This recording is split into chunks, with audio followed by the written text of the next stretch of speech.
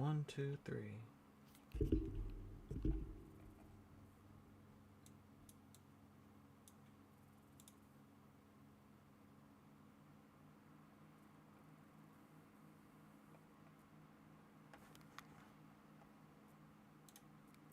One, two, three.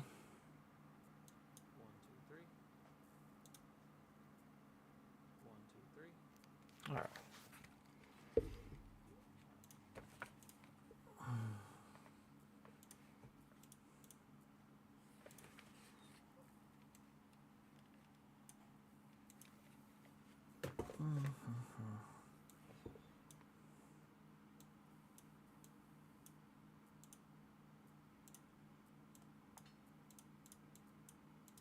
All right.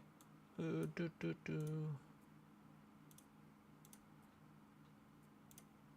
we go. I think I got that working. Looks good. All right. So now we are on, I think we're on number 64. We've gotten through 63 of these. We're going through all the Federalist papers. This seems to be way too much misinformation going on out there about the Constitution. People are saying like, oh, this is very unconstitutional, or this is very part of the Constitution. And so, or they argue about what the founding fathers, they were like, oh, you know, they would have hated this part of the Constitution, or they wouldn't have thought this. But the actual answer is, we don't have to guess. We don't have to interpret it. They wrote it down. They wrote the Federalist Papers for a reason, mainly by John Jay and Hamilton of Hamilton fame. And they wrote about it. They were going out there. They were trying to convince all the states to ratify the Constitution, and they wrote tons and tons of pamphlets trying to convince the states to ratify the Constitution. They're like, hey, this was a good idea. These are our reasonings behind it. This is why we did it this way. So you don't have to guess on why the founding fathers wrote the Constitution this way. They told us. So we've gotten, so the first time we've gotten through 63 of these. There's about 80 something of these. Try to get through a nice good chunk tonight. But right now it's John Jay, and they're defending why they set the Senate up the way they did. All right. First papers number 64. And if you want to read along, it's probably easier in like twisty view. Powers of the Senate, 1788. It is a just and not new observation that enemies to particular persons and opponents to particular measures seldom confine their censures to such things only in either as are worthy of blame, unless on this principle it is difficult to explain the motives of their conduct, who condemn the proposed Constitution in the aggregate and treat the severity some of the most unexceptional articles in it.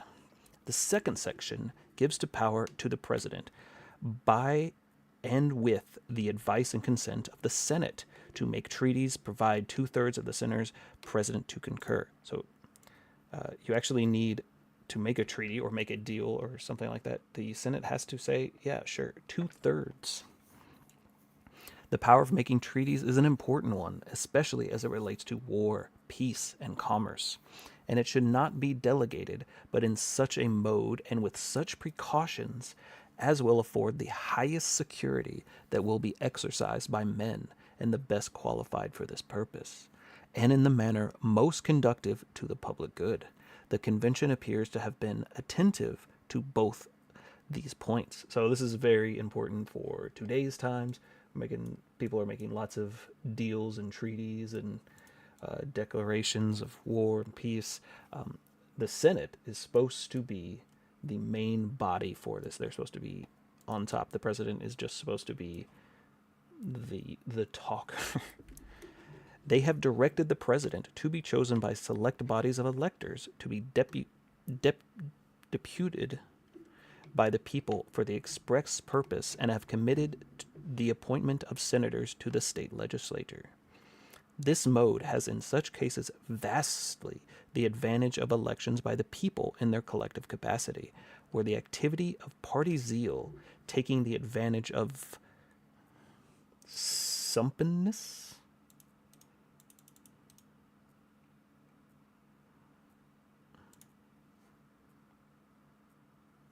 the dictionary doesn't know this word, sumpenness, the ignorance and the hopes and fears of the unwary and interested, often places men in office by the votes of small proportion of the electors.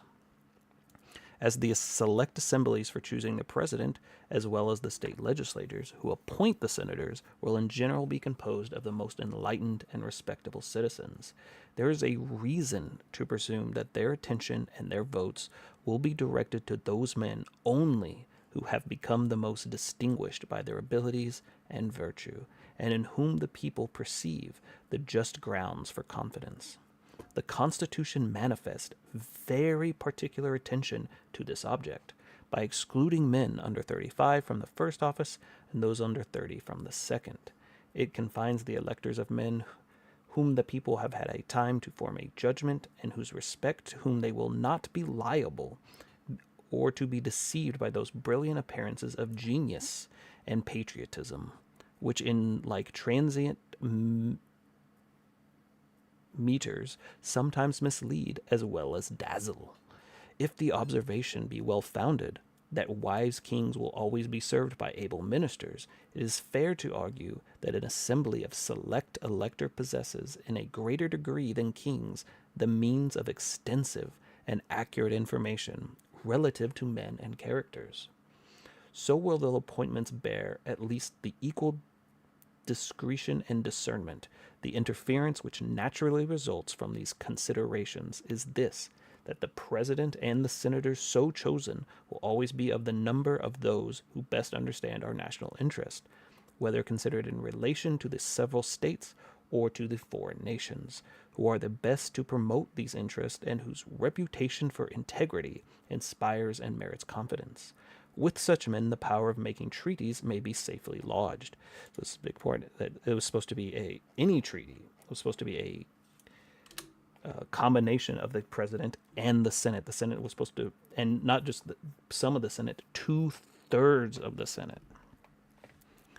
Although the absolute necessity of the system in the conduct of business is universally known and acknowledged, yet the high importance of it in national affairs has not yet been sufficiently impressed on the public mind.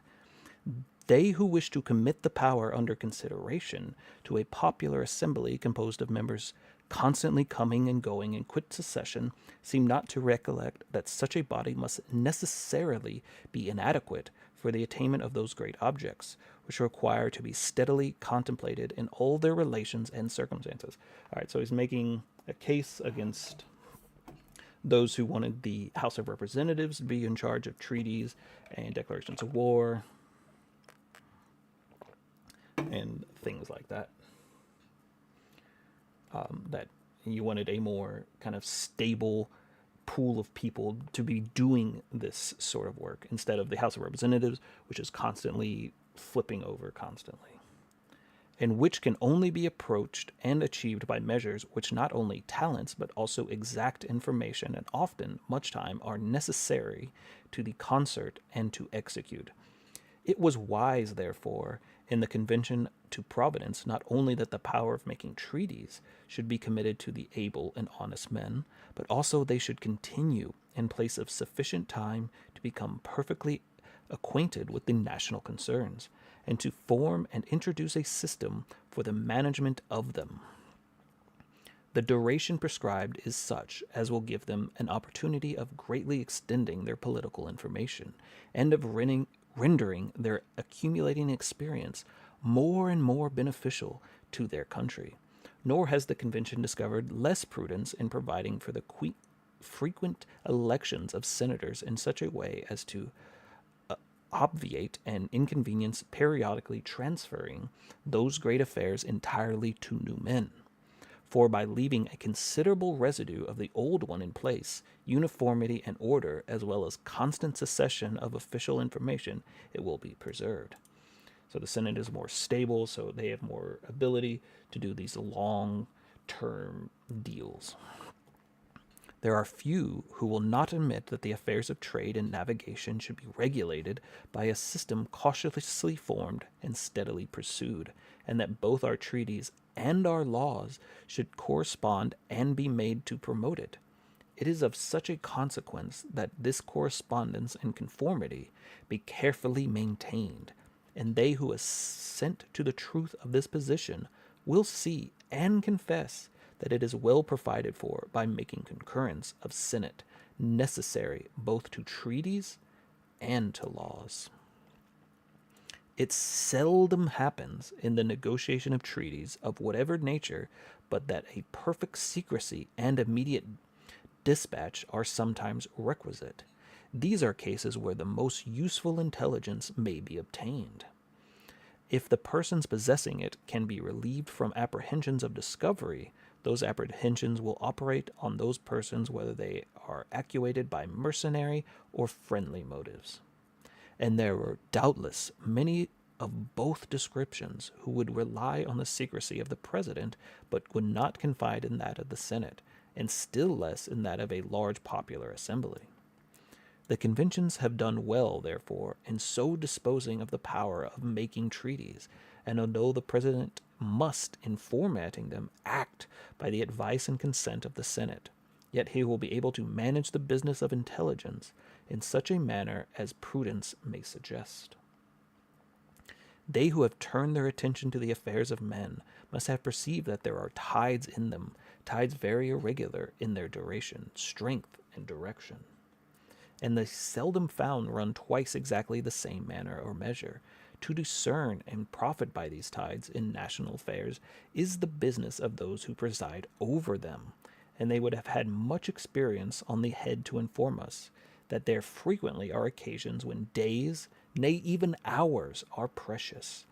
The loss of a battle, the death of a prince, the removal of a minister, or other circumstances intervening to change the present posture and aspect of affairs, may turn the most favorable tide into a course opposite to our wishes. As in the field, so be in the cabinet. There are moments to be seized as they pass, and they who preside in either should be left in capacity to improve them. So often and so essentially have we hitherto suffered from want of secrecy and dispatch that the Constitution would have been inexcusably defective if no attention had been paid to these objects, those matters which in negotiations usually require the most secrecy and the most dispatch, and those preparatory and auxiliary measures which are not otherwise important in a national view, than as they tend to facilitate the attainment of the objects for negotiation. For these the President will find no difficulty to provide, and should in any circumstances occur which requires the advice and consent of the Senate, he may at any time convene them. Thus we see that the Constitution provides for that our negotiations and treaties shall have every advantage when it comes to derive from talents, information, integrity, deliberate, and investigations on the other hand, in the form of secret dispatch and other. If only he could have known that there'll be a party that just ignores the Constitution and to make their treaties a total and utter cluster. But to this plan, as most others that have been appeared, objections are contrived and urged. Some are displeased with it, not on account of errors or defects in it, but because as the treaties, when made, are to have the force of laws, they should be able only by men invested with legislative authority. These gentlemen seem to not have considered that the judgments of our courts and to the commissions constitutionally given by our governor are as valid and as binding as all persons whom they concern. As the laws passed by our legislature, all constitutional acts of power, whether in executive or in judicial department, have as much legal validity and obligation as if they proceeded from the legislature. Therefore, whatever name be given to the power of making treaties, or however obligatory they may be when made, certain it is that the people may, with much propriety, commit the power of the distinct body of the legislature, the executive or the judicial. It surely does not follow that because they have given the power of making laws to the legislature, that therefore they should likewise give them the power of every other act of sovereignty by which the citizens are to be bound and affected. Others, though, content that the treaty should be made in the mode proposed, are averse to their being the supreme laws of the land. They insist and profess to believe that treaties, like acts of assembly, should be repeatable at pleasure. This idea seems to be new and peculiar to this country. But new errors as well as new truths often appear.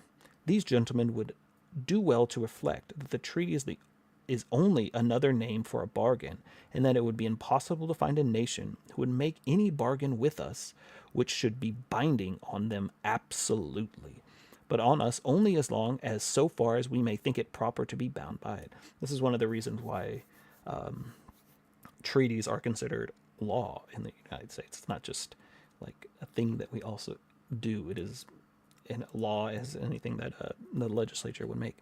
They who make laws may, without doubt, amend or repeal them, and it will not be disputed that they who make treaties may alter or cancel them. But still let us not forget that treaties are made not only by one of the contradicting parties, but by both, and consequently that as the consent of both was essential to their formation at first, so must it ever afterwards be to alter or cancel them. The proposed Constitution, therefore, has not in the least extended the obligation of treaties. They are just as binding and just as far beyond the lawful reach of the legislative acts now as they will be at any future period or under any form of government.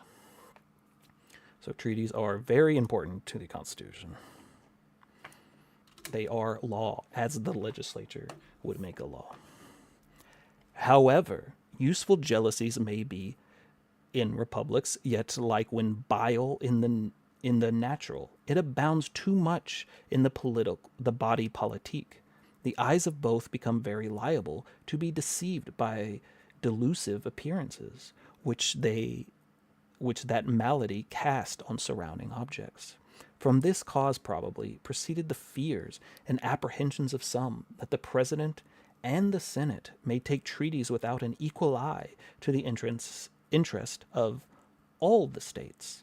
Others suspect that 2/3 will oppress the remaining third and ask whether those gentlemen are made sufficiently responsible for their conduct. Whether if they act corruptly, they can be punished, and if they can make disadvantaged treaties, how are we to get rid of those treaties? Good questions. As all the states are equally represented in the Senate, that's one check. The first check is that all states are represented equally, so that makes one check on unequal treaties, and by men of the most able and most willing to promote the interests of their constituents. Maybe. They will all have equal degree of influence on that body, okay, especially while they continue to be careful in appointing proper persons, and to insist on their punctual attendance. In the proportion as the United States assumes a national form and a national character, so will be the good of the whole be more and more an object of attention, and the government must be a weak one indeed, if it should forget that the good of the whole can only be promoted by advancing the good of each of the parts or members which compose the whole. It will not be the power of the President and Senate to make any treaties by which they and their families and estates will not be equally bound and affected with the rest of the community, and having no private interest distinct from that of the nation, they will be under no temptations to neglect the latter. All right. Half by it here, Jay. As to corruption, the case is not supposable. He must either have been very unfortunate in his intercourse with the world, or possess a heart very susceptible of such impressions. Who can think it probable that the President and 2/3 of the Senate will ever be capable of such unworthy conduct? Well, if you just ignore the Senate, we can find that out. The idea is too gross and invidious to be entertained, but in such a case, it should ever happen, the treaty so obtained from us would, like all other fraudulent contracts, be null and void by the laws of nations. With respect to their responsibility, it is difficult to conceive how it could be increased. Every consideration that can influence the human mind, such as honor, oaths, reputation, conscience, and the love of country, and family affections and attachments, affords security for their fidelity. In short, as the Constitution has taken the utmost care that they shall be men of talents and integrity, we have reason to be persuaded that the treaties they make will be advantageous as, all circumstances considered, could be made, and so far as the fear of punishment and disgrace can operate. That motive to good behavior is amply afforded by the article on this subject of impeachments. I think the Founding Fathers did think there was going to be a lot more impeachments than there ended up being. That is one thing I am absolutely sure about.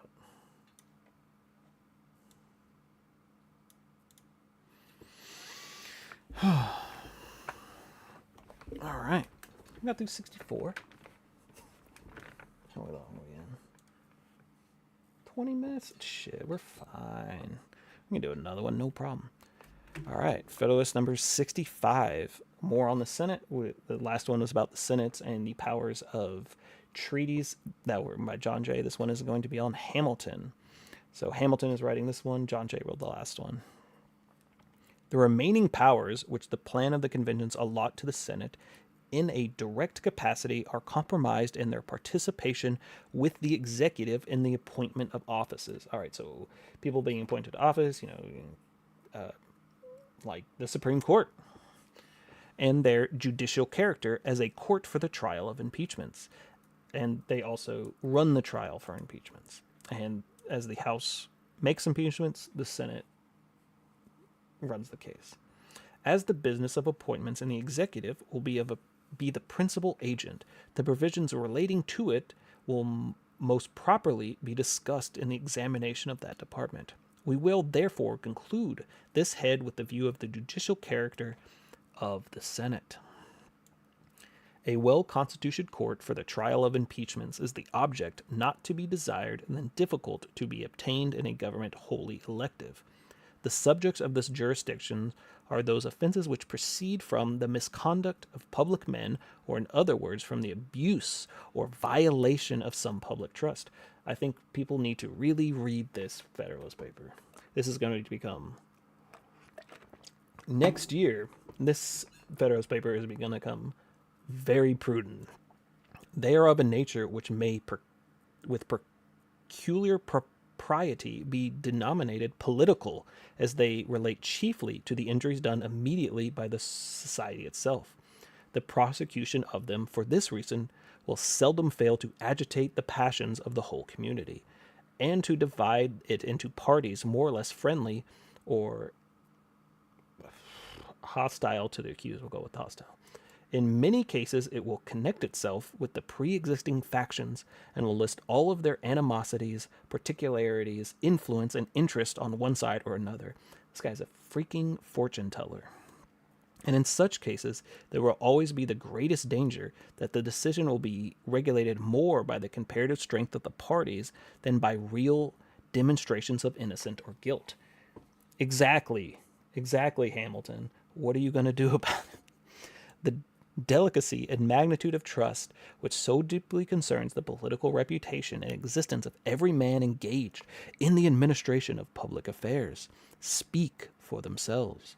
The difficulty of placing it rightly in a government resting entirely on the bases of periodical elections will as readily be perceived when it is considered that the most conspicuous character in it will from that circumstances be too often the leaders or the tools of the most cunning or the most numerous faction, and on this account can hardly be expected to possess the requisite neutrality toward those who conduct may be the subject of scrutiny.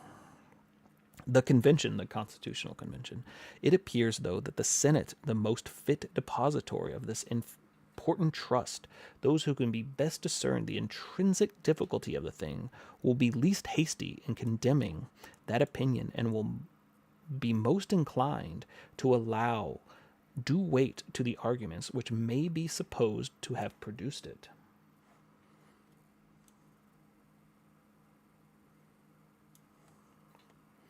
What, it may be asked, is the true spirit of the institution itself? It is not designed as a method of national inquest into the conduct of public men. If this to be the design of it, who can be so properly be the inquisitors for the nation as the representatives of the nation themselves? It is not disputed that the power originating the inquiry, or in other words, of preferring impeachment, ought to be lodged in the hands of the branch of the legislative body. We will not the reasons which indicate the propriety of this arrangement strongly plead for the admission of the other branch of the body to share of the inquiry?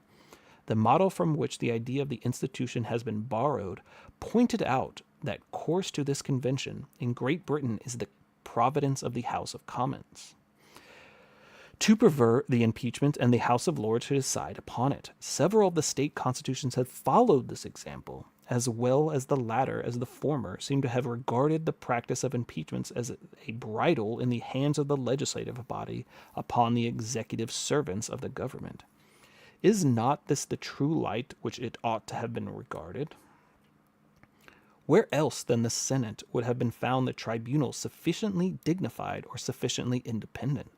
What other body would be likely to feel the confidence enough of its own situation to preserve, unawed and uninfluenced, the necessity impartiality between the individual accused and the representatives of the people, his accusers? Could the Supreme Court have been relied upon as answering this description, it is much to be doubted whether the members of that tribunal would at all times be endowed with so eminent a portion of fortitude as would be called for the execution of some difficult task.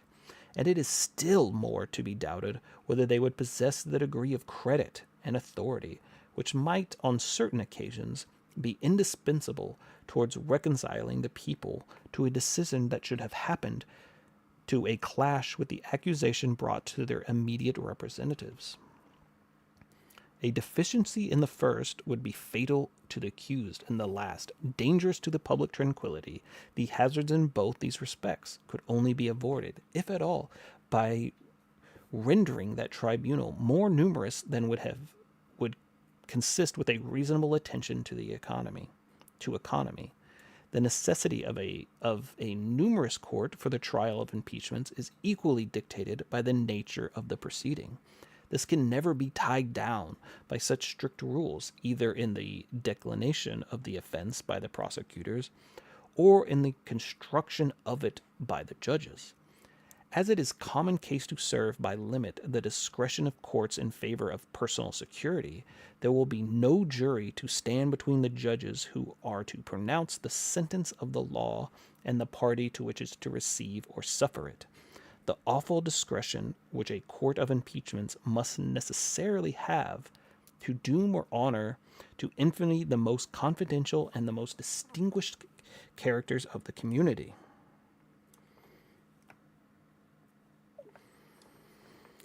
Forbids the commitment of the trust to small numbers of persons. All right. Oh, gosh. Control Z that. All right. Let's clear some of this out. These considerations seem alone sufficient to authorize a conclusion that the Supreme Court would have been improper substitute for the Senate as the court of impeachments. There remains further consideration, which will not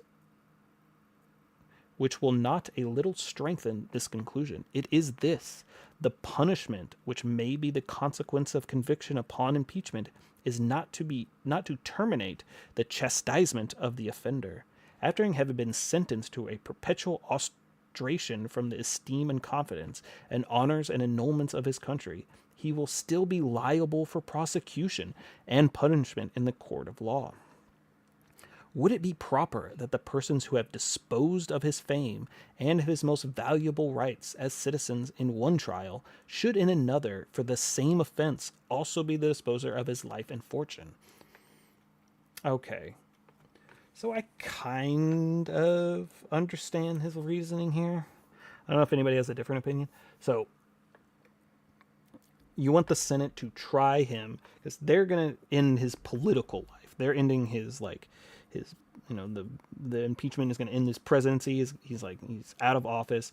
You don't want the Supreme Court to do that, because if he's doing some criminal thing that he's getting impeached for, the Supreme Court will probably hear the criminal part of it. So you don't want them to, have both parts of this, which would make sense.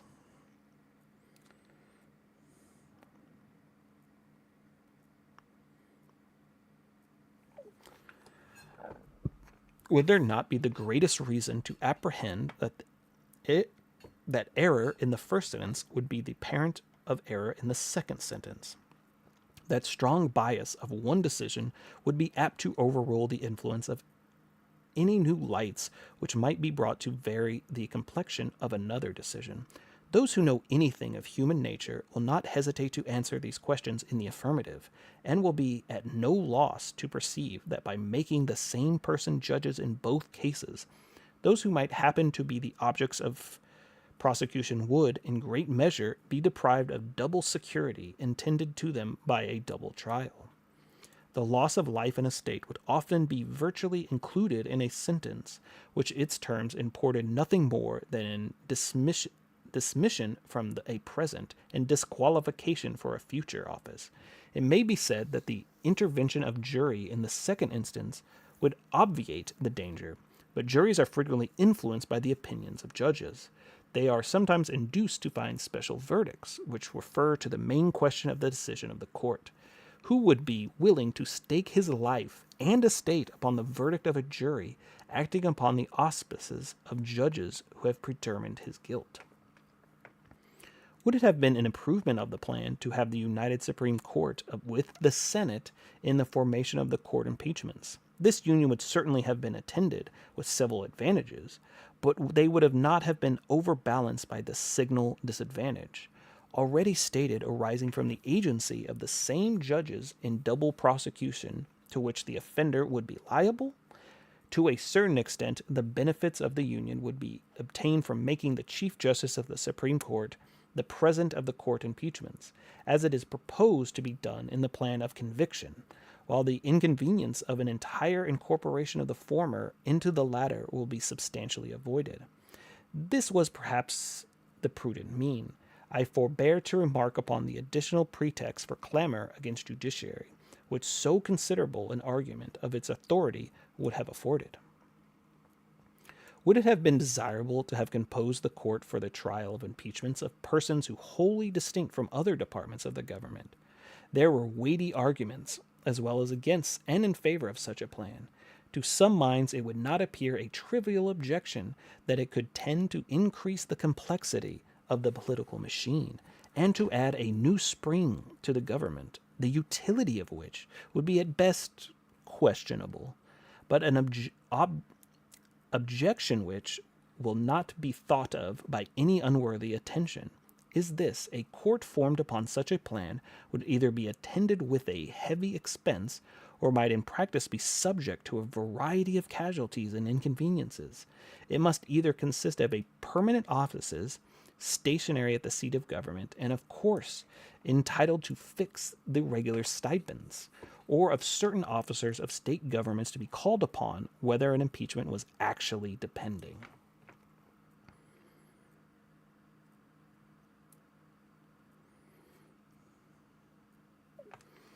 It will not be easy to imagine any third mode, materially different, which could rationally be proposed.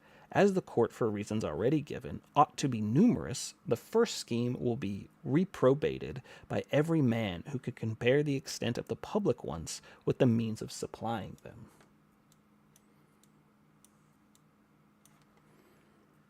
The second will be espoused with caution by those who will seriously consider the difficulty of collecting men dispersed over the whole Union, the injury to the innocent from the procrastinated,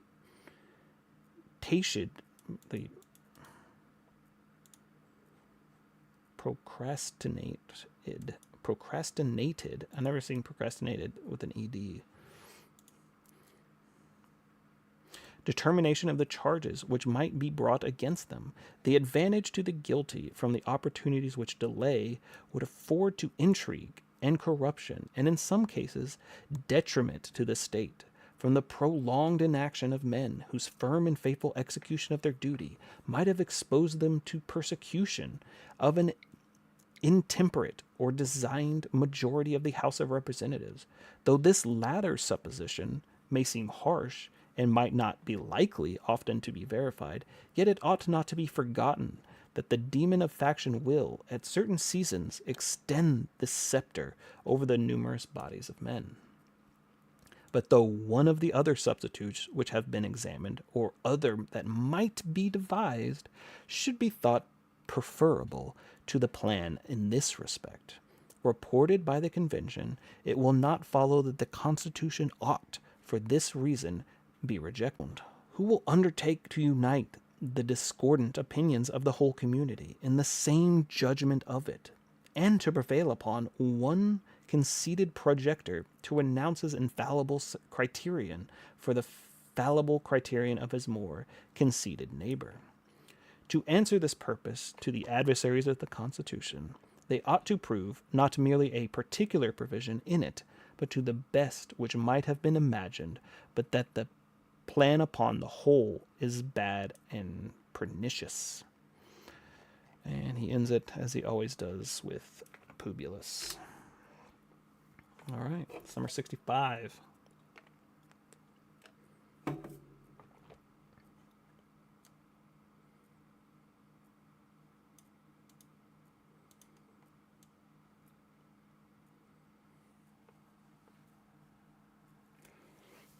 All right, let's see if we can get.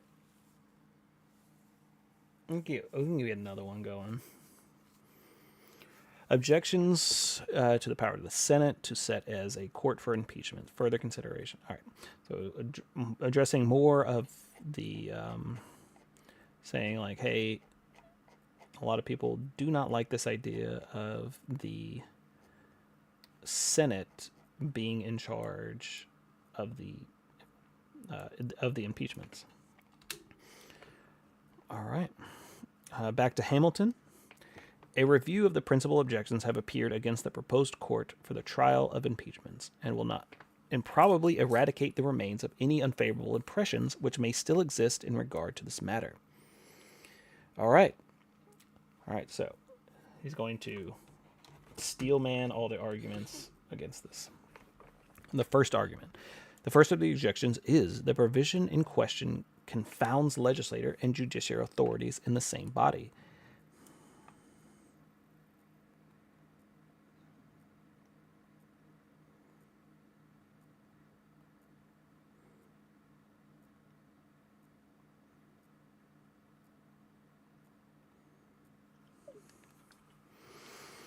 In violation of that important and well-established maxim which requires separation between the different departments of power, the true meaning of this maxim has been discussed and ascended in another place, and has been shown to be entirely compatible with a particular intermixture of these departments for special purposes, preserving them, in the main, distinct and unconnected. This partial intermixture is even, in some cases, not only proper, but necessary to the mutual defense of the several members of government against each other. An absolute or qualified negative in the executive upon the acts of the legislative body is admitted by the ablest adepts in political science to be indispensable barrier against the encroachments of the latter upon the former. And it may, perhaps with no less reason, be contended that the powers relating to the impeachments are, as before intimated, an essential check in the hands that the body upon the encroachments of the executive. The division of them between the two branches of legislature, assigning to one the rights of accusing, to the other the right of judging, avoids the inconvenience of making the same persons both accusers and judges, and guards against the danger of persecution from the prevalency of factious spirit in either of those branches. As the concurrence of 2/3 of the Senate will be requisite to a condemnation, the security to innocence from the additional circumstances will be complete as it itself can desire. It is curious to observe with what vehemence this part of the plan is to be assailed. on the principle here taken notice of by men who profess to admire, without exception, the Constitution of the state, while the Constitution makes the Senate, together with the Chancellor of Judges of the Supreme Court, not only a court of impeachments, but the highest judiciary in the state, in all cases, civil and criminal. The proportion, in point of numbers, of the Chancellor and judges to the Senate is so inconsiderable that the judiciary authority of New York, in the last resort, may, with truth be said, to reside in the Senate, if the plan of convention be, in this respect, chargeable with a departure from celebrated maxim which has been often mentioned, and it seems to be so little understood. How much more culpable must be the Constitution of New York? All right, so that's his response to the first objection. The second objection to the Senate as a course of impeachments is contributions to an undue accumulation of power in that body. All right, so the Senate is getting too many powers, tending to give the government of countenance too aristocratic. The Senate, it is observed, to have concurrent authority with the executive in the formation of treaties and the appointment of offices. If, say, the objectors to these prerogatives is added to that of deciding in all cases of impeachment, it will give a decided predominancy to senatorial influence. To an objection so little precise in itself, it is easy to find a very precise answer. Where is the measure of criterion to which we can appeal for determining what we will give the Senate too much, too little, or barely the proper degree of influence? Will it not be more safe, as well as more simple, to dismiss such vague and uncertain calculations, to examine each power by itself, and to decide on general principles where it may be deposited with much advantage and least inconvenience? If we take this course, it will lead to more intelligible, if not more certain results. The disposition of power of making treaties which has been obtained in the plan of the convention will then, if I mistake not, appear to be fully justified by the considerations stated in the former number, and by others which will occur under the next head of our inquiries. The expediency of this junction of the Senate with the executive in the power of appointing offices will, I trust, be placed in light not less satisfactory in the disquisitions under the same head, and I flatter myself in the observations by my last paper must have gone no inconsiderable way towards proving that if it was not easy, if practicable, to find a more fit receptacle for the power of determining impeachments than that which has been chosen. If this be truly the case, the hypothetical dread of the too great weight of the Senate ought to be disregarded from our reasoning. But this hypothesis, such as it is, has already been refuted in the remarks applied to the duration of offices prescribed for the senators. It was not by them shown, as well as on the credit of historical examples, as from the reasoning of the thing, that the most popular branch of every government, partaking from the republican genius by little r, being generally the favorable of the people, will be generally a full match, if not an overmatch, for every other member of the government. But independence of the most active and operative principle to secure equilibrium of the National House of Representatives, the plan of the convention has been provided in a favor several important counterpoints to the additional authorities to be conferred upon the Senate. The exclusive privileges of originating money bills will belong to the House. The same House will possess the sole right of instituting impeachments. Is not this a complete counterbalance to that of determining them? The same House will be the umpire in elections of the president, which do not unite the suffrages of the majority of the whole of electors. A case which cannot be doubted will sometimes, if not frequently, happen. The constant possibility of the thing must be fruitful source for the influence of that body. The more it is contemplated, the more important will appear this ultimate through the contingent power of deciding the competitions of the most illustrative citizens of the Union.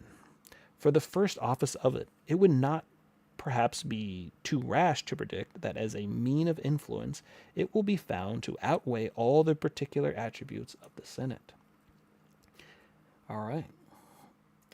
So his second shoot down is that the House of Representatives, it's already more powerful than the Senate. This is not giving too much power to the Senate. We've already given all these powers to the House of Representatives. The Senate is way, way stronger, or the House is way stronger. All right, the third objection, as the Senate as the court of impeachments, is drawn from the agency that they are to have in appointments to office. Is imagined that they would be too indulgent judges of the conduct of men in whose official creation they have participated. The principle of this objection would condemn a practice which has been seen in all the state governments, if not in all governments with which they are acquainted. I mean that of rendering those who hold offices during pleasure dependent on the pleasures of those who appoint them. With equal plausibilities might it be alleged in this case that favoritism of the latter would always be an asylum for the misbehavior of the former. But that practice, in the contradiction to this principle, proceeds upon the presumption that the responsibility of those who appoint for the fitness and competency of the persons on whom they bestow their choice, and the interest they will have in the respectable and prosperous administration of affairs, will inspire a sufficient disposition to dismiss from a share in it and all such who, by their conduct, shall have proved themselves unworthy of the confidence reposed in them. Those facts may not always correspond with this presumption, yet if it be in the main just as it may Yet if it be in the main just, it may destroy the supposition that the Senate, who will merely sanction the choice of the executive, should feel a bias towards the objects of that choice, strong enough to bind them in the evidences of guilt so extraordinary as it to have induced the representatives of the nation to become its accusers. If any further arguments were necessary to evince the improbability of such a bias, it might be found in the nature of the agency of the Senate in the business of appointments. All right, so we're moving from impeachments to the Senate's role in appointments. Any further arguments? Okay, I just read that. It will be the office of the president to nominate, and with the advice and consent of the Senate, to appoint. There will, of course, be no exertion of choice on the part of the Senate. So the Senate can appoint the president's nominees. It does not have no choice in the choosing. They may defeat one choice of the executive and oblige him to make another, but they cannot themselves choose. They can only ratify or reject the choice of the president. They might even entertain a preference to some other person at that very moment they were assenting to be the one proposed, because there might be no positive ground of opposition to him, and they could not be sure, if they withheld their assent, that the subsequent nomination would fall upon their own favorite, or upon any other persons in the estimation more meritorious than the one rejected. Thus it could hardly happen that the majority of the Senate would feel any other complacency towards the object of an appointment than such as the appearances of merit might inspire, and the proofs of the want of it destroy. All right, the fourth objection to the Senate in the capacity of court. All right, so we're back on court importance. So he's making a comparison with the appointments. Now he's back on the main point. Is derived from the union with the executive in power of making treaties. This, has been said, would constitute the senators their own judges in every case of a corrupt or perfidious execution of their trust. After having combined with the executive in betraying their interest of the nation in ruinous treaties, what prospect, it is asked, would there be of their being made to suffer punishment they would deserve, when they themselves to decide upon the accusation brought against them for the treachery which they have been guilty? This objection has been circulated with more earnestness and with greater show of reason than any other which has appeared against the part of the plan. And yet I am deceived if it does not rest upon the erroneous foundation. The security essentially intended by the Constitution against corruption and treachery in the formation of treaties is to be sought for in numerous in I'm starting that whole sentence over. The security essentially intended by the Constitution against corruption and treachery in the formation of treaties is to be sought for in the numbers and characters of those who are to make them. The joint agency, all caps, of the chief magistrate of the Union and 2/3 of the members of the body selected by the collective wisdom of the legislatures of the several states is designed to be the pledge for the fealty of the national councils in this particular. The convention might with propriety have mediated the punishment of the executive for a deviation from the instructions of the Senate, or a want of the integrity of the conduct of the negotiations committed to him. They might also have in a view the punishment of a few leading individuals in the Senate who should have prosecuted their influence in that body as the mercenary instruments of foreign corruption. But they could not, with more or equal propriety, have contemplated the impeachment and punishment of 2/3 of the Senate, consenting to an improper treaty, than that a majority of that or of the other branch of the national legislature, consenting to the pernicious or unconstitutional law, a principle which, I believe, has never been admitted into any government. How, in fact, could a majority of the House of Representatives impeach themselves? Not better, it is evident that 2/3 of the Senate might try themselves, and yet what reason is there that a majority of the House of Representatives, sacrificing the interest of the society by an unjust and tyrannical act of the legislator, should escape with impunity more than 2/3 of the Senate, sacrificing the same interest in an injurious treaty with a foreign power?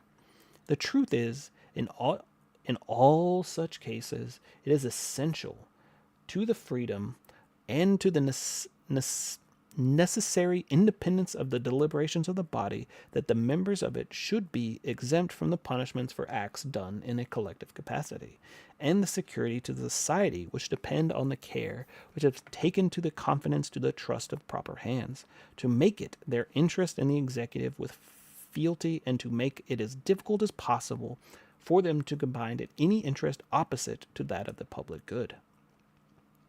So far it might concern the misbehaviors of the executives in perverting the instructions or contravening the views of the Senate. We need not apprehensive of any one of disposition in that body to punish the abuse of their confidence or to vindicate their own authority. We may thus far count upon our pride, if not upon their virtue, and so far even as might concern the corruption of leading members, by those arts and influence the majority may have been inveigled into measures odious to the community. If the proofs of this corruption should be satisfactory, the usual propensity of human nature will warn us in concluding that there would be a commonly no defect or inclination in the body to divert the public resentment from themselves by a ready sacrifice of the authors of their mismanagement and disgrace. All right, Publius, as he always ended. How much violence do you think would prescribe upon seeing today? How much violence do you think Hamilton would prescribe upon seeing today's government? I mean, it's hard to say. I don't know. It's hard to say. Like, the founding fathers would never say, would never go, there should be no political violence. Their entire society and government was built on that. But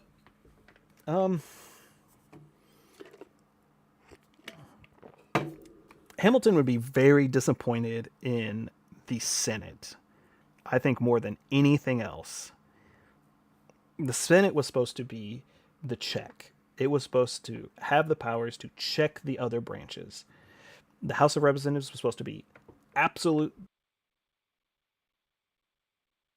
of their power, and the Senate was supposed to keep the House from going and doing wild stuff, and they have just abdicated it completely.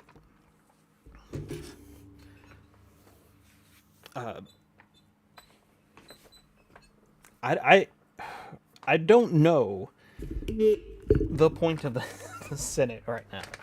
They're everything they're supposed to do. They have just given away that authority, either to the president mostly, and I guess some to the House. But to answer your, I'm going around in circles. To answer your question, I don't know. Honestly, I don't think Hamilton would see situations as unfixable at the moment, but he would be worried. John Jay, on the other hand, the other writer, he might get more wild. All right. Trying to decide if I have the.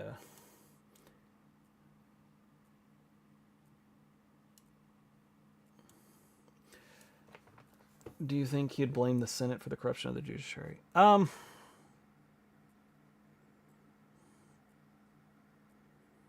He'd probably be surprised at the power of the judiciary. The judiciary is another thing that has accumulated way more power than any of the nothing in the Constitution, the Federalist Papers, anything they wrote. No, they expected people. Yeah, completely. They would totally believe that this situation was fixable. They would completely believe this was fixable. They had no doubt that people would be tried to corrupt things, would try to abandon their duties. They completely believed in the checks and powers, and they believed in elections. They believed in the cleansing power of elections.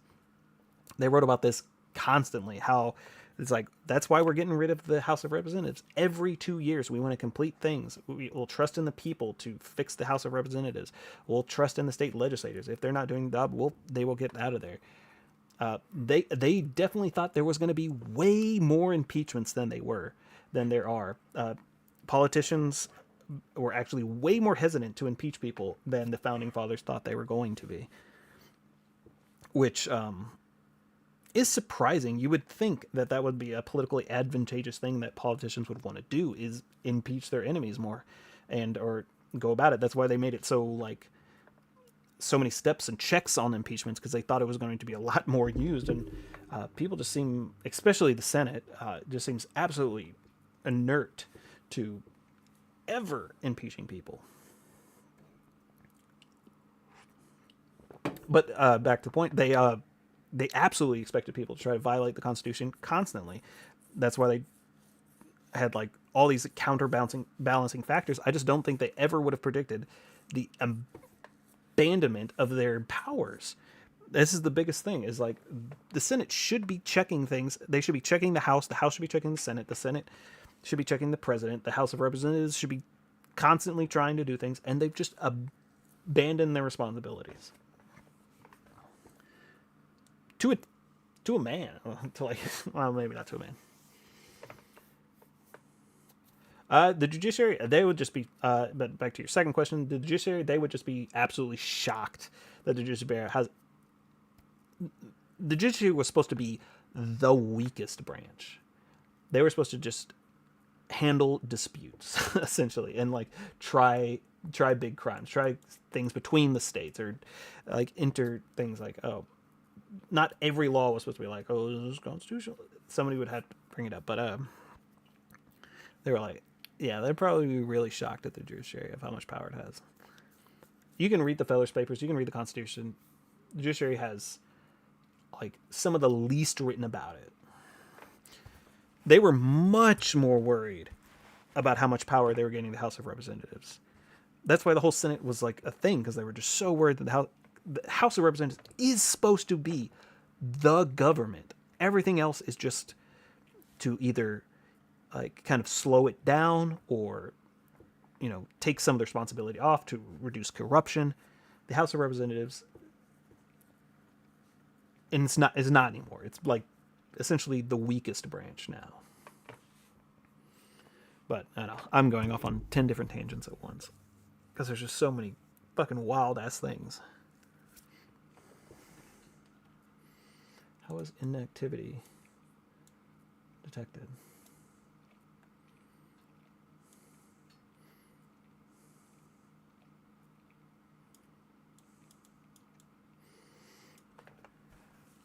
Ooh.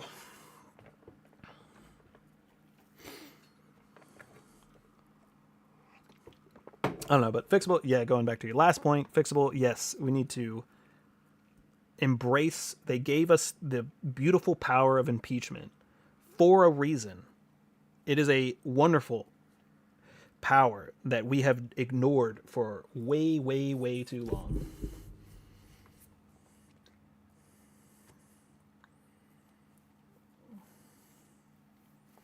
Well, that's why I would wondered if they would see it as the courts sort of resorting to its wild expansion of administration law and blame Congress for giving them no choice.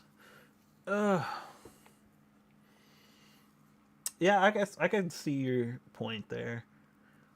I have to think about it.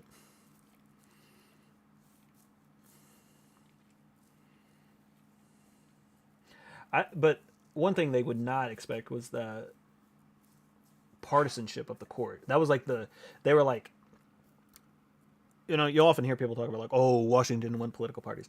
They all knew political parties were coming.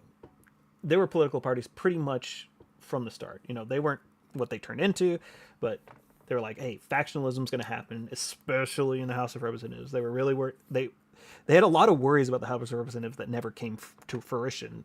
They didn't realize that the worries that they had about the House of Representatives would spread to like the Senate and the especially the courts. The courts were just supposed to be, watching, like, settling disputes. They weren't supposed to be, making judicial choices based on political opinions. I think they would probably be kind of surprised by that. But yeah, the whole you're telling me neither the Fourth nor Sixth Amendments have been repeated, but the people and their property can be seized without. Wait, you're telling me the Fourth nor Sixth Amendments have been repealed, but the people and their property can be seized without even.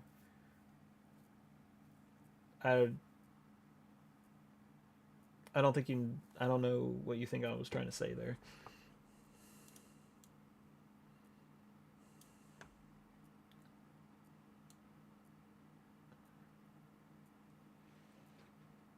Oh, I see you're putting that in.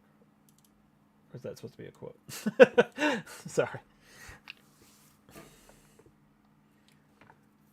Oh, okay. No, I get you now. I was like, I don't know if I was saying that. No, I get you now. Oh, man. All right. How long have I been going? I haven't been going that long. Maybe I can do one more, and then I need to go to sleep. All right, one more. Federalist 67, the Executive Department, Hamilton. All right, again, Federalist Papers, they were trying to convince all the states to ratify the Constitution. And these are their papers explaining the Constitution and its goals and what it can and can't do.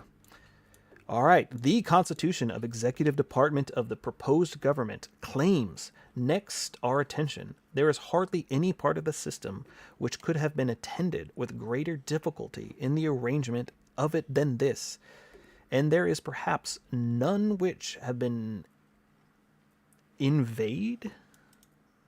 This seems like an old-timey word, or I'm just being really dumb.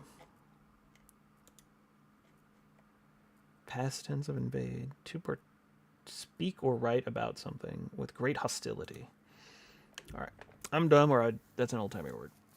Against with less candor, or criticize with less judgment. Here the writers against the Constitution, they always love to do this. They love to pick their They kind of straw man or steel man the opponent's side, and then they'll take that argument and try to break it down. Here, the writers against the Constitution seem to have taken pains to signalize their talent of misrepresentation. Ooh, it's getting harsh. Calculating upon the aversion of the people to monarchy, they have endeavored to enlist all the jealousies and apprehensions in the oppositions to the intended President of the United States, not merely as the embryo, but as the full-grown progeny of the detested parent, to establish the pretended affinity that they have not scrupled to draw resources even from the regions of fiction. The authorities of the magistrate, in few instances greater, in some instances less, than those of the governor of New York, have been magnified into more than a royal prerogatives. He has been decorated with attributes of superior dignity and splendor in those of the King of Great Britain. Little side note, you'll see a lot of times they'll make references to the New York government or the governor and make comparisons to this, because all of these were published first in New York.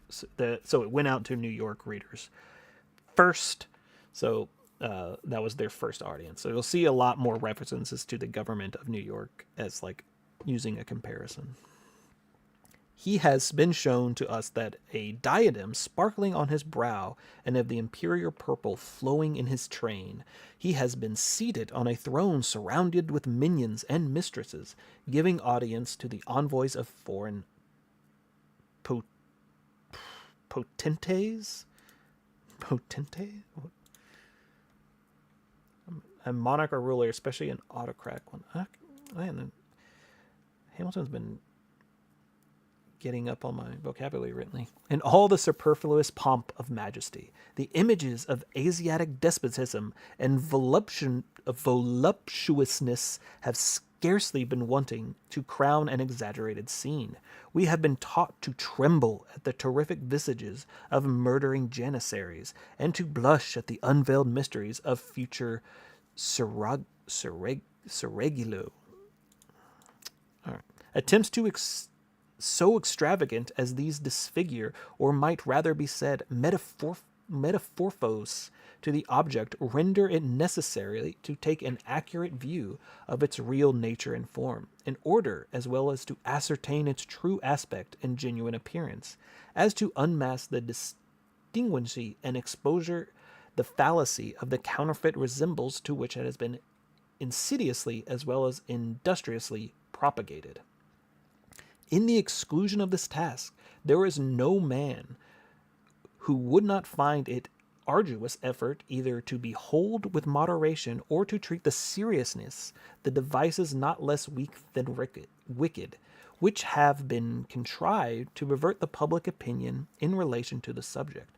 They so far exceeded the usual thorough unjustifiable licenses of party artifice, that even in a disposition the most candid and tolerant, they must force the sentiments which favor an indulgent construction of the conduit of political adversaries, to give place a voluntary and unreserved indignation. It is impossible not to bestow the imputation of deliberate impostures and deception upon the gross pretense of similarness. I'm just going to say that. I can't say that word. Between the King of Great Britain and the magistrate of character marked out for that of the President of the United States. It is still more impossible to withhold the imputation from the rash and barefaced expedients which have employed to give the success to the attempted imposition. In one instance, which I cite a sample of the general spirit, the temerity which has possessed so far and ascribed to the President of the United States a power which by the instrument reported is expressly allotted to the executives of individual states. I mean the power of filing casual vacancies in the Senate. This bold experiment upon the discernment of the countrymen has been hazarded by a writer who, whatever may be his real merit, has no inconsiderable share of the applause of his party, and who, upon the false, unfounded suggestion, has built a series of observations equally false and unfounded, Let him now be confronted with the evidence of the fact, and let him, if he be able, justify or extenuate the shameful outrage he has offered to his dictates of truth and the rules of fair dealing. So he's going really hard on this anonymous author. So he is. Oh, Han Fixer Caben. Okay, but all right, thank you. Hello. Hello to you as well, first time chatter. Yeah, I don't know who wrote this, but yeah, he's going off on whoever is. There was a lot of other writers, like the Federalist Papers are the ones that are defending the Constitution. There were other writers going like, hey, we don't like this. This part of the Constitution is real bad. We don't like this. The second clause of the second section of the second article empowers the President of the United States to nominate, and by with the advice and consent of the Senate, appoint ambassadors and other public ministers and consuls, judges of the Supreme Court, and all other officers of the United States, whose appointments are not in the Constitution otherwise provided for, and which shall be established by law. Immediately after this clause follows another in these words: the President shall have the power to fill up vacancies that may happen during the recess of the Senate by granting commissions which shall expire at the end of their next session. It is from this last provision that the pretended power of the President to fill vacancies in the Senate has been deduced. So this seems like a very of the time problem that they seem to be fighting about. Somebody was misquoting something in the Constitution, so this doesn't have. So far, this doesn't seem to have a lot of things in today's world. A slight attention to the connection of the clauses and to the obvious meaning of the terms will satisfy us in deducing it is not even colorable. The first of these two clauses is clear, only provides a mode for appointing such officers whose appointments are not otherwise provided for in the Constitution, and shall be established by law. Of course, it cannot extend to the appointments of senators, whose appointments otherwise provided for in the Constitution, who are established by the Constitution and will not require future establishments. Okay, I don't know how long this one is, but he's really upset by this because somebody is misquoting the Constitution.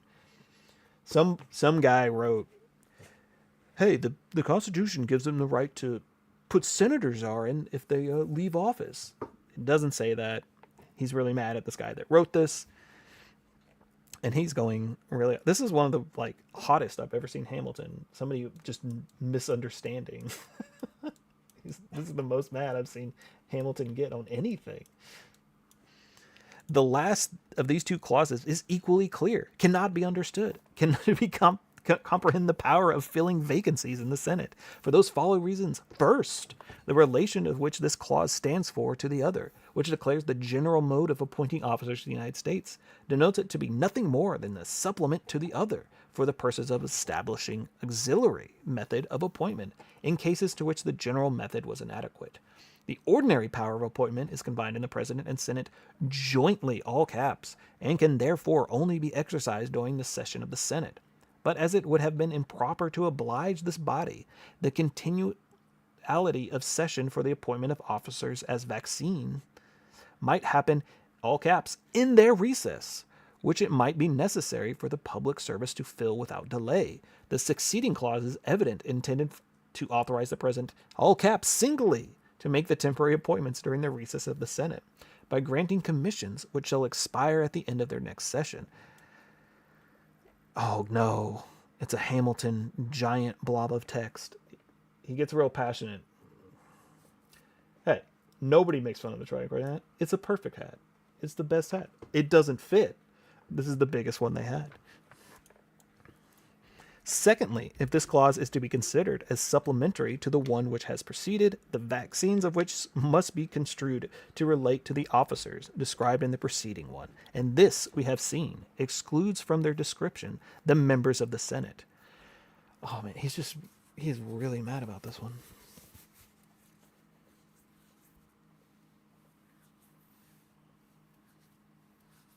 Oh, hey, they did it all the time. I would totally pay the money to get one that actually fits, like a fitted one. But yeah, I'm not going to do The time with which the power is to operate during the recess of the Senate, the duration of the appointments to the end of the next session of the body conspire to elucidate the sense of provision which has been intended for the comprehension of senators, which naturally have referred to the temporary power filling vacancies to the recess of state legislatures, who are to make the permanent appointments and not to the recess of the National Senate. All right, we're going to go in fast mode because this is not apropos to today's world. This is just, he wrote a whole Federalist paper about a misunderstanding that he got upset about, who have no concern for these appointments and would have extended the duration in office of the temporary senators to the next session of the legislature of the state, in whose representation the vacancies happened instead of making it expire at the end of the enduring session of the National Senate. The circumstances of the body authorized to make the permanent appointments would, of course, have governed the modification of power which related to the temporary appointments. And as the National Senate is the body whose situation is alone contemplated by the clause upon which the suggestion under examination has been founded, the vacancies to which, I keep wanting to say vaccines, the vacancies to which it alludes can only be deemed to the respect of those officers in which appointments that the body of the concurrent agency with the president. But lastly, the first and second clauses of the third section of the first article not only obviate all possibility of doubt, but destroy the pretext of misconception. The former provides that the Senate of the United States shall be composed of the 2 senators from each state and those chosen by the legislature, therefore, for 6 years, and the latter directs that if vacancies in the body should happen by the resignation of the other during the recess of the legislature of any state. The executive, therefore, may make temporary appointments until the next meeting of the legislature, which shall then such fill vacancies. Here, an express power given is clear and ambiguous terms to the state executive to fill casual vacancies in the Senate by temporary appointments, by which not only invalidates the supposition, but the clause before it considers could have been intended to confer that power on the President of the United States, but proves that the supposition, destitute as it is, even in the merit of plausibility, might have originated in the intention to deceive the people, too palpable to obscure by sophistry, too atrocious to be palliated by hypocrisy. God, this is the most vindictive I've ever seen him write. They knocked their track on hat's the perfect hat. I have taken pains to select the instance of misrepresentation and to place it in a clear and strong light, as it is unequivocal and proof unwarrantable arts which are practiced to prevent the fair and impartial judgment of real merits of the Constitution submitted to the consideration of the people. Nor have I scrupled, in such a flagrant of a case, to allow myself severity of animadversion.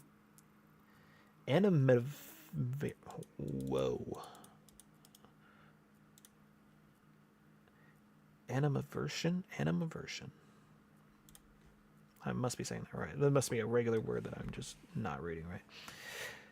Little congenial with the general spirit of these papers, I hesitate not to submit it to the decision of any candid or honest adversary of the proposed government, whether language can furnish epithets too much asperity for so shameless, so prostitute an attempt to impose on the citizens of America.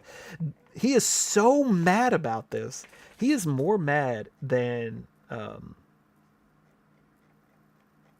wrote Common Sense? It's slipping out of my head. It's getting late.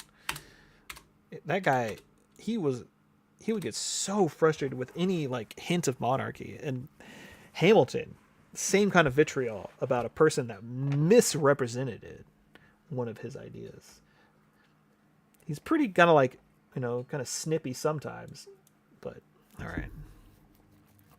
Just don't lie. Don't lie on him. You can talk shit, but don't lie. All right, this next one's short, and that last one was kind of bullshit. So we'll do one more. Then I'm going to bed. The mode of electing president, Federalist number 68. That'll be perfect. That way I can start with 69 next week. The mode of appointments in the Chief Magistrate of the United States is almost the only part of the system of any consequence which has escaped without the severe censure or which has received the slightest mark of approbation from its opponents. The most plausible of these, who has appeared in print, has even deigned to admit that the election of the president is pretty well guarded. I venture somewhat further, and hesitate not to affirm that the manner of it be not perfect, it at least excellent. It unites the eminent degree of all advantages, the union of which has to be wished for. It was desirable that the sense of the people should operate in the choice of the person to whom the important a trust was to be confined. This end will be answered by committing the right of making it, not to a pre-established body, but to men chosen by the people for the special purpose, and at a particular conjuncture.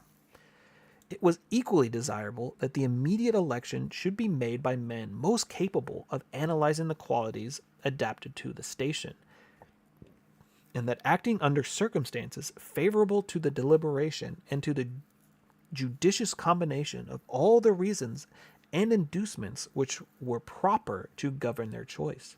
A small number of persons, selected by their fellow citizens from a general mass, will be most likely to possess the information and discernment requisite to such a complicated investigations.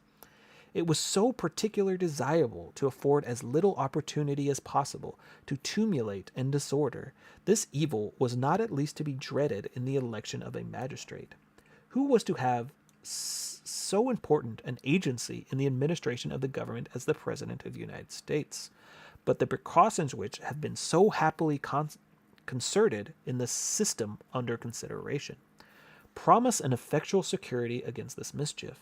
The choice of several to form an intermediate body of electors will be much less apt to convulse the community with an extraordinary or violent movements than the choice of one who was himself to be the final object of the public wishes. And as the electors chosen in each state are to assemble and vote in the state in which they are chosen, this is detached and divided situation will expose them much less to the heats and ferments to which might be communicated from them to the people than if they were to be convened at one time in one place. So we want the electors be coming from the states. We don't want them all to join up and then elect. Then they might be influenced. They want to be by their people. Nothing was more desired than every practical obstacle should be opposed to cabal, intrigue, and corruption.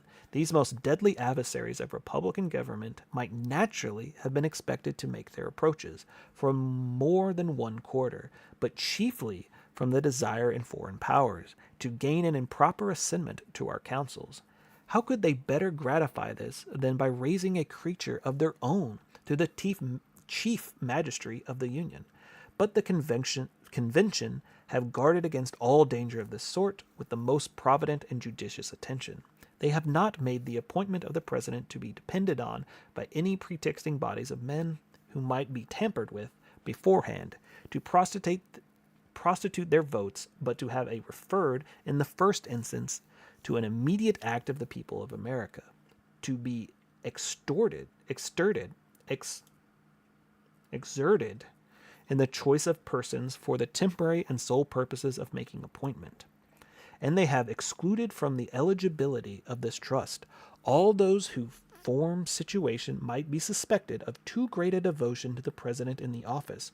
No senator, representative, or any other person holding a place of trust or profit under the United States can be of the numbers of electors. Thus, without corrupting the body of the people, the immediate agencies of the elections will at least enter upon the task free from any sinister bias. Their transient existence and their detached situation, already taken notice of, afford a satisfactory prospect of their continuing so, to the conclusion of it. The business of corruption, which it is to embrace such a consideration a number of men, requires time as well as means. Nor would it be found easy suddenly to embark them, dispersed as they would to over 13 states, in any combination founded upon motives which, though they could not properly be denominated corrupt, might well be the nature to mislead them from their duty. Another, no less important God dang it. I don't know if I'm just getting tired or I can't read. Desideratum. Something that is needed or wanted. All right, Another decider was that the executive should be independent for his continuance in office on all but the people themselves. He might otherwise be tempted to sacrifice his duty to his compliance for those whose favor was necessary to the duration of his official consequence. This advantage will also be secured by making his re-election to depend on a special body of representatives, deputed by the society for a single purpose of making the important choice. All these advantages will happily combine the plan devised by the convention, which is that the people of each state shall choose a number of persons as elector, equal to the number of senators and representatives of such state, in the national government, who shall assemble them within the state and vote for some fit person to be president. Their votes, thus given, are to be transmitted to the seat of the national government, and to persons who may have them a majority of the whole number of votes will be president. But as a majority of these votes might not always happen to center in one man, as it might be unsafe to permit less than a majority to be conclusive, it is to be provided that in such a contingency the House of Representatives shall select out of the candidates who shall have the 5 highest number of votes, the man in their opinion may be best qualified for office. This is a little redundant now. This is not how we really do it anymore. The process of election affords a moral certainty that the office of the president never fall to the lot of any man who is not an eminent degree endowed with the requisite qualifications. Oh, poor Hamilton. Oh, poor Hamilton. If only you could see. Talents for low entry and little arts of popularity may alone suffice to elevate a man to the first honors in a single state, but it will require other talents, and in a different kind of merit, and establish him to the esteem and confidence of the whole Union, or of such considerable a portion of it that it would be necessary to make him a successful candidate for the distinguished offices of the President of the United States. It will not be too strong to say that there will be a constant probability of seeing the station filled with characters preeminent for their ability and virtue, and this will be thought of no inconsiderable recommendation of the Constitution by those who are able to estimate the share of which the executive in every government must necessarily have its good or ill administration, though we cannot acquiesce in the political heresy of the poet who says, "For forms of government let fools contest that which the best administration is best. Yet we may safely pronounce that the true test of a good governance is its aptitude and tendency to produce good administration." Oh no. The vice president is to be chosen in the same manner with the president, with this difference that the Senate is to do in respect to the former what is to be done by the House of Representatives in respect to the latter. The appointment of the extraordinary person as vice president has been objected to as superfluous, if not mischievous. It has been alleged that it would been preferable to have authorized the Senate to elect out of their body an officer answering to that description.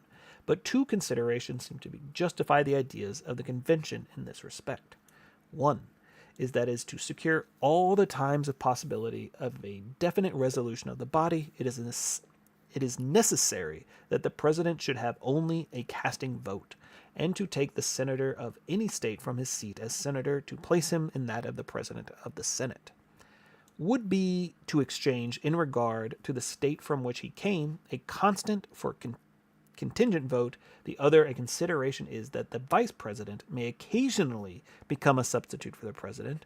In the supreme executive magistrate, all the reasons which recommended the mode of election prescribed for one apply with great, if not equal force, to the manner of appointing the other.